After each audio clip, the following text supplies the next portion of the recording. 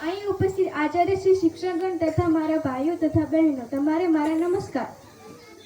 જીવનમાં ગમે તેટલા મોટા બની જાઓ પણ મા બાપના ઋણને ક્યારે ભૂલશો નહીં. આ દુનિયામાં આપણને બે જ સાચા જ્યોતિષ છે, મનને સમજી શકતી મા અને ભવિષ્યમાં ઓળખી શકતા પિતા. ભગવાને આપણને આપેલી કિંમતી ભેટ એટલે માતા પિતા. માતા પિતાનું આપણે સન્માન કરવું જોઈએ.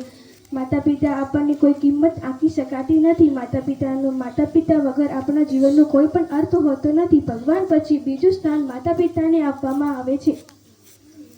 માતા પિતા વગર આપણે કોઈ કલ્પના પણ ન કરી શકાય. માતા પિતા કે તે જીવનના દરેક ક્ષેત્રે આપણું સમર્થ કરે છે અને આપણને જન્મ આપે છે. માતા પિતાનો પ્રેમ શરત વગરનો હોય છે. માતા પિતા